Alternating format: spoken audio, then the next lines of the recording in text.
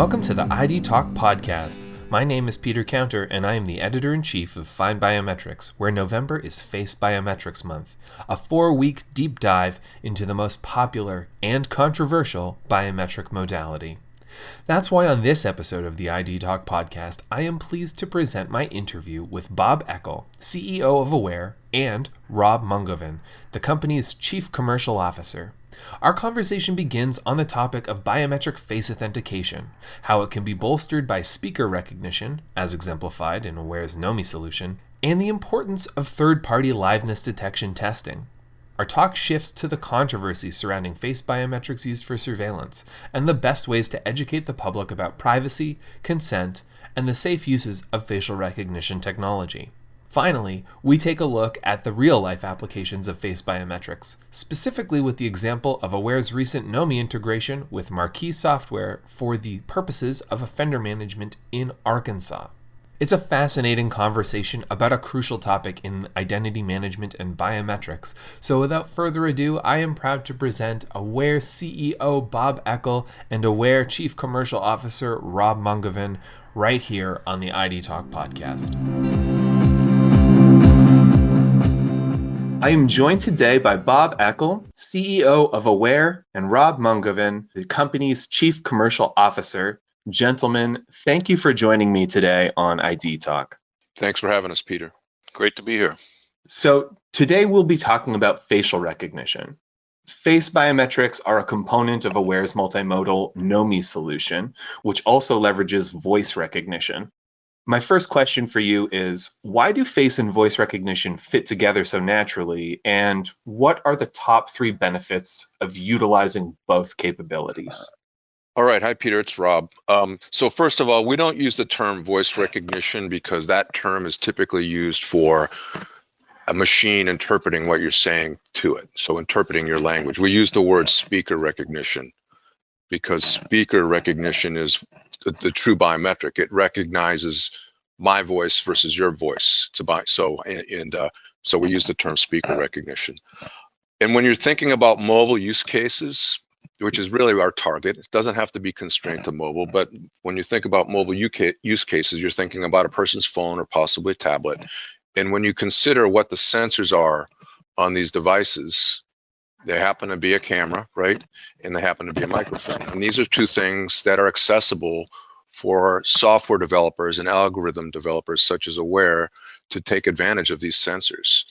And so it works quite well when you design an app to encourage someone to authenticate with either their face because the camera is readily available and or their voice because their voice is also readily available through the microphone. And so you can exploit those in a way to make really seamless, secure, passwordless authentication. It can be multimodal as well.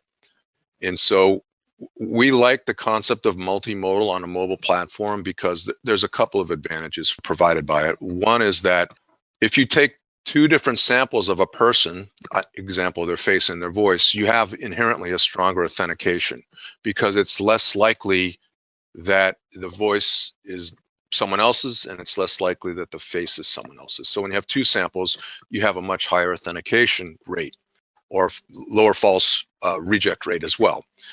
The other thing to keep in mind is that when one of the samples is weak, like let's say you're out in a bright parking lot and you're trying to authenticate to your phone from your face, and for some reason there's a reflection off of something and it's impacting the ability of the software to capture your face or to authenticate it, you have another modality, you have voice. So when one of the signals is weak, the other one typically can contribute to make the overall authentication stronger. And the same holds true with the voice. So let's say you're in a noisy restaurant and you're trying to authenticate with your voice. There might be background noise, which makes the voice signal, your voice, weaker to be authenticated, but ideally the face would be used in that case. So you have this trade-off between face and voice. The only thing I would add to it, maybe, Rob, would be the face and voice authentication could be used serially for multi-factor, or it can be used in either order, or at the end it can be fused for an even higher authentication level. Yeah, so that's a good point, Bob. If you had use cases whereby you had to have super strong authentication in a controlled environment. Like, let's say a controller or a CFO in a company wishes to initiate a money transfer from one account to another through a laptop or a tablet or a phone, you might enforce the two-factor authentication. And it's actually also three, because typically there's a PIN, and then there's a voice, and then there's a face. So you can sort of escalate the level of security based on the use case of the situation. Yeah, absolutely. Well, I mean, and in addition to that scalable security that you're mentioning, and just the inherent increased security of multimodal biometrics, your Knomi solution recently achieved a major liveness detection milestone. It passed the level 2 iBeta presentation attack detection test, the PAD test. And my second question for you then is, what was the process of undergoing and passing this assessment, and why is this test so important? Okay, good questions. So it's important to note that iBeta has picked up the ISO standards, or ISO standard. It's a multi-part standard for what's called biometric presentation attack detection. It's actually called ISO/IEC 30107. And these are guidelines. The ISO publishes guidelines on how you implement the testing protocols and what things you should test for. And so what iBeta has done as a commercial entity has picked up that document and then also adopted some of the FIDO standards for the creation of tests to determine the viability of third parties, like Aware, third parties' presentation attack detection algorithms.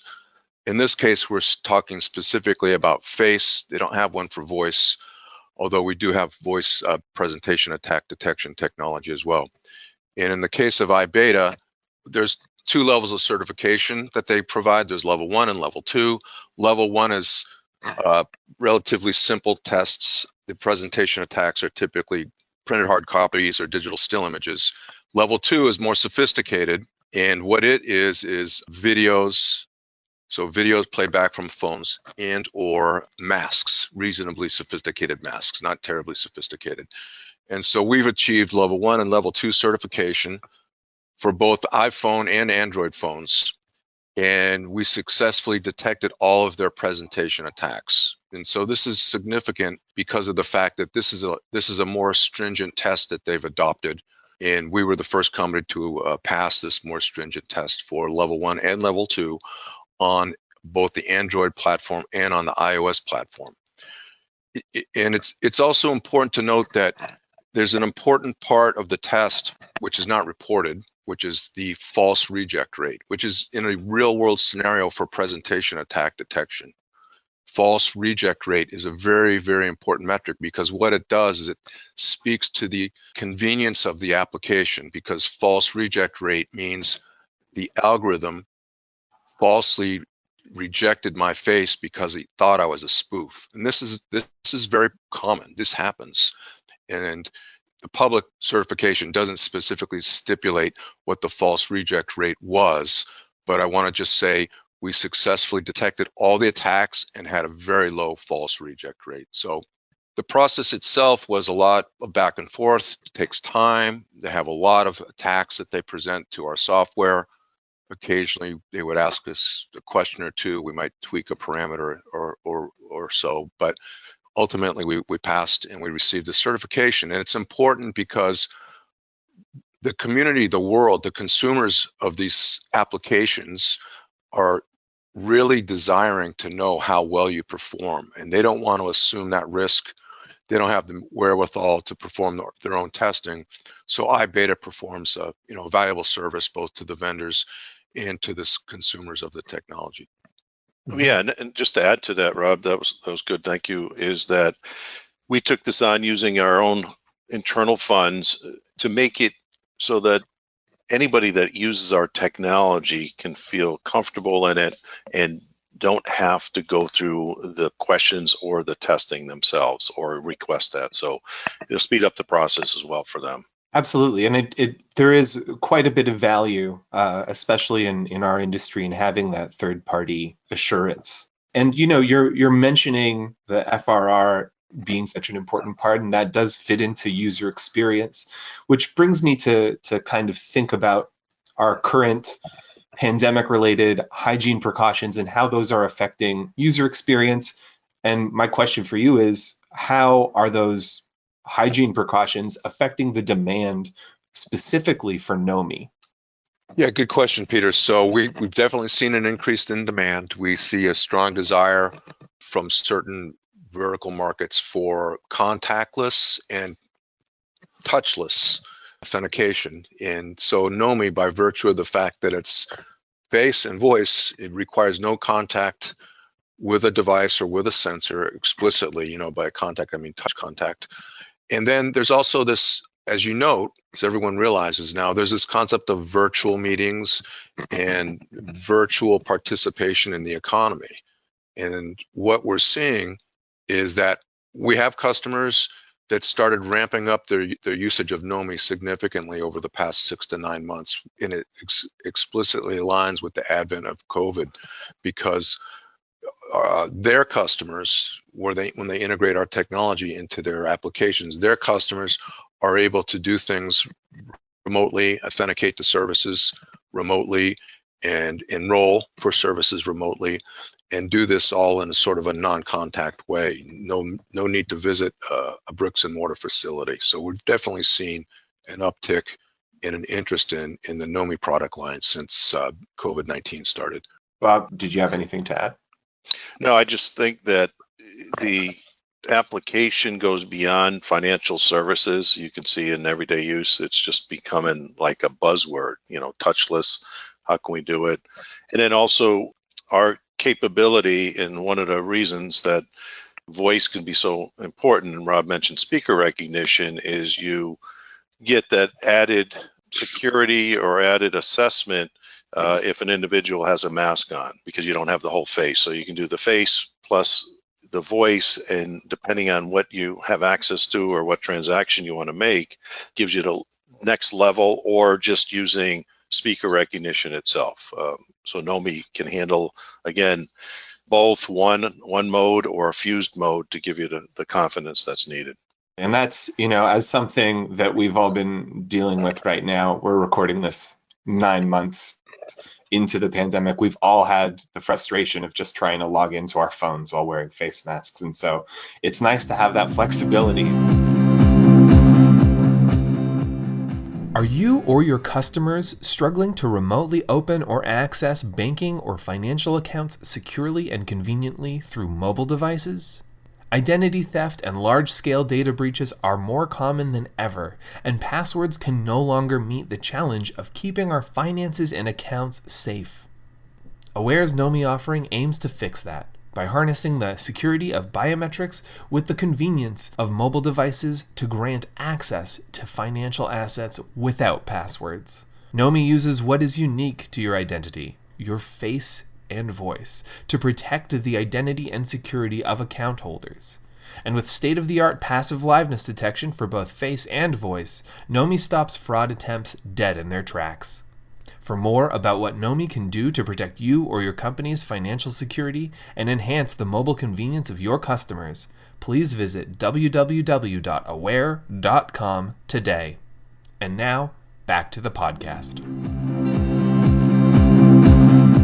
I want to take a bit of a pivot here because, we're talking about facial recognition today, and there is another aspect to it that I think really right now demands some comment from experts. So thanks to the unethical use of facial recognition by authoritarian governments, the technology is really controversial as a topic in the mainstream media. But obviously, I know, surveillance technology is not the same as the security technology that we've been talking about today. And so my question is, how is face-based authentication different from face-based surveillance? Oh, geez, you give me a real easy one, huh? So, this is such an important question because it touches on the misconceptions that exist in the general public today. So let's start with face-based authentication. It's sometimes referred to simply as facial authentication or facial recognition. It's basically performed using a one-to-one individual search technology. So that's where you compare one image presented, your face or your voice, to the record of your face and determining whether there's a match or not. So this is used in instances or cases where the individual, this is the key point, has opted into a service, and therefore their image or voice or their biometric exist in a known gallery. And this is to be used for, real world problems, solving the machine-human interface. And we just talked about a minute ago, access to your accounts and stuff on your phone. This is instead of bearing the burden of remembering your passwords, forgetting them, or having them compromised, you can use your face as a means of authentication. It's natural, it's convenient, it's secure. So think of it in terms of, using your face to log into your smartphone, make a transaction in your banking app that Rob mentioned earlier.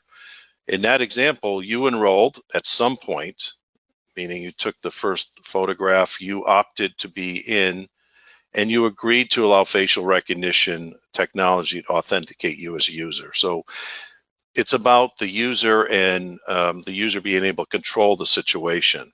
Surveillance, on the other hand, is performed using a one-to-many search technology that scans faces to find the one that's being searched for. So think of it in terms of, closed circuit television footage to identify people in a crowd, or traffic cameras to identify people that drive by. This is the controversial because it's often done without the individual's consent or even a knowledge that they're being surveilled. So when it's used in this manner, the surveillance manner, it can be subject to abuse or unethical use, and that's why Aware is not in the surveillance business. So this is just not something we undertake. So I think hopefully I clarified the difference between the two and the importance distinction. Yeah, people are concerned. I've seen reports that suggest people are concerned about, misidentification of people. So this is Rob. We saw you at this location at this time. You came up as the #1 hit in our face recognition algorithm. In an authentication mode, it can't be abused because either you authenticate or you don't. And it becomes inconvenient if you don't authenticate, but it doesn't become a situation where you're being accused of being somewhere because the algorithm had a weakness for some reason or other. So that's just the one thing I'd like to add. It puts the control back into the individual's hands, which is a key differentiator. Mm-hmm. Well, and going off of that, because Bobby specifically did mention consent, and obviously surveillance isn't the only privacy concern that's facing citizens and users of technology. My second question in this line is, what are the privacy pitfalls that do exist with face authentication, and how can organizations make sure that the technology is implemented only in a privacy enhancing manner? That's a good question. That, privacy concerns, they're a real aspect of our world, and it must be respected and protected by the individual, but also by the groups that are using them. So that's why there's so many privacy laws around data, and specifically around the use of personally identifiable information or data by third parties, or PII. And you see a lot of things that you have to consent to. So biometric data doesn't provide any more privacy risk than any other PII does. And we believe, in fact, that it's even more secure because it's much harder to compromise or spoof your look or your biometrics or the combination of your biometrics. So that said, though, organizations can help make sure that this technology is implemented only in a privacy enhancing way by requiring a consent or the ability to opt in, as I mentioned earlier, before using the technology on anyone. And it's just not about the opt-in, it's also about the transparency, as Rob mentioned, making sure the individual knows that their data is being used or stored or shared. And one of the things, being able to opt in as an individual being critical. You see it now when you use your phone. It says, do you agree to use the location services on your mobile phone for this application? The same can be said for biometrics. Do you agree to use your biometrics for this particular application? Or So, again, I'll just repeat again, we at Aware believe that it's in the individual's right to own their identity. So we're really focusing on that. But it's important, again, to be able to opt in and also to understand if it's being used, as Rob pointed out earlier. Yeah, and then Peter, there's also guidelines, data protection guidelines or regulations in various regions of the world that vendors such as Aware are obligated to comply with, and we seek to do that, and we do that when it's required. So there's oversight, primarily at the government levels, and they provide guidelines for which vendors of the technology and consumers of the technology, such as financial services or citizen services, need to comply with. And so our goal is to continue to comply with those international regulations where they apply to our technology. Yeah, and that actually leads really well into what I want to talk about next. Bob, you mentioned transparency, and obviously, Rob, you're just talking about the regulations out there that are important for people to follow. I know that from a relying party standpoint, there's a lot of education that needs to go into understanding what your responsibility is when it comes to data protection. And on a larger scale, it does also seem like a major hurdle in public perception around the issue of surveillance versus authentication is awareness and education. And so my question is, how can privacy advocates and security experts help differentiate between the in the wild image identification, or the one-to-many biometric surveillance, and biometric authentication? The first step is to acknowledge or educate, right, on the difference between facial recognition or authentication and surveillance. So that's one part of the organization IBIA, which is working to continue to work to get that education and understanding out there, the clarification relative to biometrics. So understanding that facial authentication, surveillance aren't the same thing, and the words aren't interchangeable. This is the challenge as an industry, and that's why IBIA and others, we get together as biometric companies to talk about this, to communicate the distinction so that our life-enhancing products using biometrics aren't misused or mishandled. And so we can simply differentiate between proper biometric identification in the wild scenario. All you have to do in all these cases is ask the individual, or did the individual opt in? Did they give consent for their face or their biometrics to be used as a means to identify them? If the answer is yes, you got a legitimate use for biometric authentication. If the answer is no, it's likely a questionable use case, as Rob pointed out. All of a sudden you're being alarmed by something happening and you didn't even opt into that. So both the privacy advocates and security experts, as well as organizations, are critical to get this out and to make sure that we have the freedoms that we continue to enjoy in our open society. So we need to make sure that as these things are being written or understood, it really comes down to, is the individual aware of what's going on, and do the advocates know and promote that, or are they doing something in a kind of a covert surveillance way that that people aren't aware of? Mm-hmm. Yeah, transparency does seem to be the key there. Absolutely. Rob, did you have anything to add?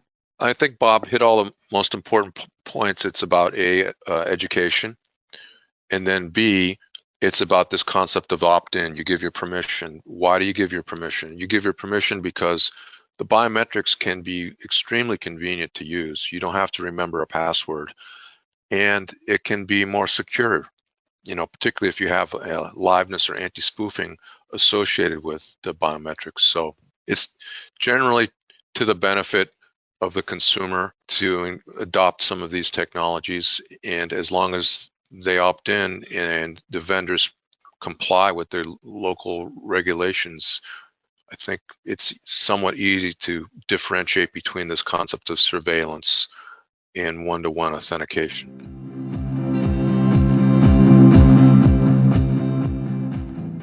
Is your company struggling to provide secure and convenient access to a large remote workforce? With large-scale data breaches and fraud on the rise, providing secure access to your company's digital assets is of critical importance. And frequent password changes or static password management are no longer the best way to protect what matters most. Aware's Knomi offering harnesses the power of biometrics and everyday mobile devices to protect your company's sensitive data without the need for passwords. It uses a combination of face and speaker recognition to grant access to your workforce safely and conveniently. Knomi applies state-of-the-art liveness detection for both face and voice. Tested and confirmed as ISO compliant by an independent lab, it stops any fraud attempts dead in their tracks. Visit www.aware.com today to learn more about what Knomi can do for you. And now, back to the podcast. Up until now in this conversation, we've really been talking about some sort of like high-level concepts and the base technologies, but I want to sort of take a moment to focus on real-world applications and use cases. You know, the newest version of Knomi was recently deployed by Marquis Software for the authentication of offenders in Arkansas. To me, this is a very fascinating use case. You don't hear about offender authentication all that often. And so I'm wondering, how does Knomi work within the Marquis offender management system, and what unique benefits does it bring to that scenario? Marquis makes product that's called an offender management system, and this is to help state and local governments supervise parolees, people that were either convicted of some criminal offense.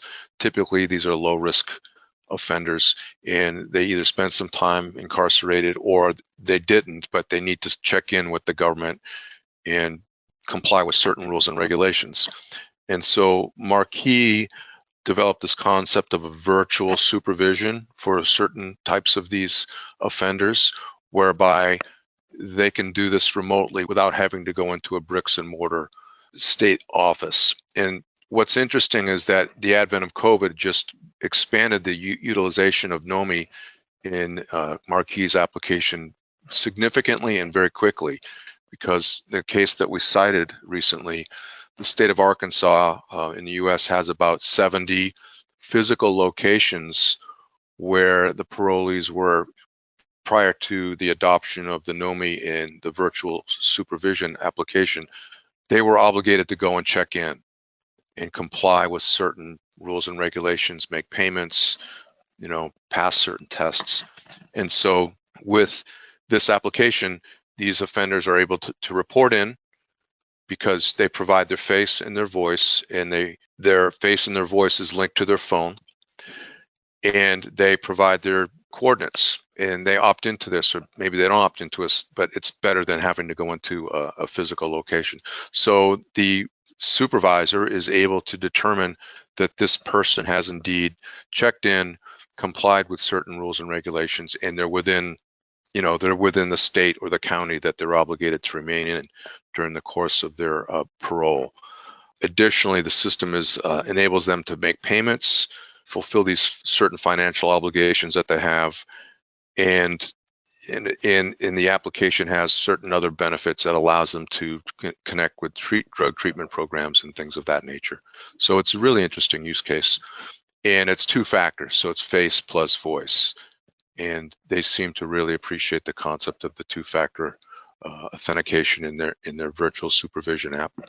Yeah, and it also takes into the location of the phone. So now you get multiple type things going on, and the speaker recognition along with that gives them the confidence it is the person, they are in the vicinity, and it also has a benefit longer term, of course, in manpower as well for the states and for the users of it.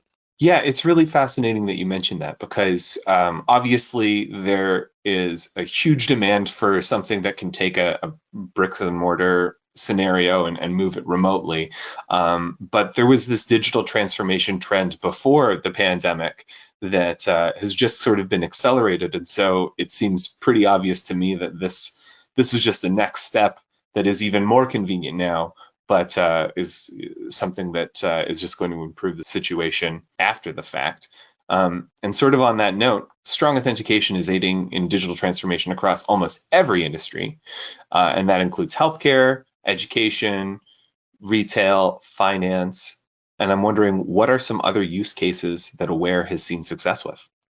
So we've seen success in the areas of what we call digital onboarding for certain services or privileges. These would include what are typically called citizen e-services. So applying for driver's license, as an example, or driving, or applying for a passport or something of that nature, but also applying for bank accounts. In certain countries now where some of our customers operate, the central banks have allowed for the opening of new bank accounts without ever entering a brick and mortar bank location. And so this is one use case, digital onboarding with Face and a government issued document that gets uploaded as part of the application process. The selfie, your face, is presented to the application and compared to the face on the document. The document itself is checked for certain requirements to ensure its authenticity. And then additionally, the selfie is checked for liveness to ensure that it is in fact a live person that's applying for the service. And then once the person is onboarded, they can use that same face image or voice image or both to log in and access their account for transfers, for credit applications, etc. So we see it big in financial services in certain regions of the world. We've also seen it in retail, which is the use case that I'm thinking about in retail is in-store credit applications, where it's supervised by a store employee, but the employee is soliciting the shoppers in the retail outlet, asking them if they want to apply for instant credit because there's some incentive that's being, extended on that given day, low interest rates or something. And so this requires that they again take a picture of an identity card. This is the store employee takes a picture of the consumer's identity card, takes a picture of their face, checks their credit worthiness against that store, that chain, and then ultimately makes a determination of whether or not to extend to them instant credit or not. So those are some of the use cases that I know that our customers are using the software for. Yeah, and it can be extended. I mean, it gives you the security and the peace of mind, but also it could help in knocking some of the friction down, like use cases in renting a car, being able to get through. You're a trusted renter, you're part of the trusted network that you've opted into. So just extending to, once you opt in, and once, and a lot of times using the facial, there's a lot of cameras anyways and other ways to do that. So you don't have to add a lot of infrastructure to take advantage of it in these other areas. Those are all really fascinating use cases, especially that car rental one and very much the retail space as well. And of course, the digital onboarding is in line with a major trend that we're seeing. So fantastic. And that sort of brings me to my final question here, which is what's next for Aware in the coming months? Well, I mean, first thing is, as you know, the world's experiencing unprecedented changes necessary to cope with COVID-19 and the pandemic. What we're finding, or what we believe, is the industry has an important role to play in here to keep people safe and enable immediate modes of interaction. We also see that this is going to be here to stay. We believe in a lot of cases the touchless and being able to do things more frictionlessly as we provide, and we're focused on providing digital biometric identity management services that can be trusted to enable these things to happen more effectively, more efficiently, and as secure or higher secure. So, as we continue to strive towards our vision, we want to be the company that brings biometrics to life and positively impact life through biometrics. We're working on expanding our family of offerings to empower users to own and control their identity. That's an important one that I talked about, users and individuals, and maintain a frictionless, high security, maximizing the convenience and getting to know your customer when you decide as an individual, and there's a mutual benefit both from the business and the individual. So collectively, we see a lot of things that this pandemic have brought upon us that are going to be here to stay. And we just see it now with the more and more usage, because they're finding out that they can actually make the transactions unproctored and not actually have to go and use the manpower to log somebody in and do those things. So Bob's right. We see the adoption of biometric-based authentication growing. And the COVID-19 situation seems to have accelerated that interest. But it's also interesting to understand that the typical consumers of the technologies are reasonably large, well-funded organizations, such as governments or financial institutions or retail outlets or car rental agencies, as an example. So the question is, how do you provide the technology, the capability to smaller organizations that perhaps don't have the resources to stand up a full system in their data center, but still want to take advantage of the technology? So our vision is to start to bring this into a SaaS-based platform, a cloud-based offering that will allow certain of our customers to access the aware technology with lesser investment, and certainly the advantages of a SaaS approach is that you don't have to pay for the infrastructure or maintain it. So that's kind of where we're heading with our technology and our products. Fantastic. Well, it's extremely exciting, and we'll be covering that all very closely. How can listeners get in touch with you to find out more about the topics that we discussed today? Listeners can learn about more about Aware or the topics. They can visit our website at aware.com, or connecting with us through social media. We're on Twitter at Aware Biometrics, and on LinkedIn at linkedin.com/company/aware-inc. Thank you so much, Bob and Rob, for joining me on ID Talk today. Very fascinating conversation about facial recognition, and I hope to have you back on the podcast again soon. I appreciate your hosting it and spending your time with the questions, and really taking this industry seriously, because it is going to shape the way we live. Peter, thanks for your time. Good questions, very engaging. Much apprecited. And so concludes my conversation with Aware CEO Bob Eckel and Aware Chief Commercial Officer Rob Mungovan. To learn more about the topics discussed in this episode, visit www.aware.com. And to find more Face Biometrics Month featured content, visit FindBiometrics.com. I would like to thank Bob and Rob once again for joining me on this episode. Our podcast theme music is by Logomrad. I have been your host, Peter Counter. Thank you for listening to the ID Talk podcast.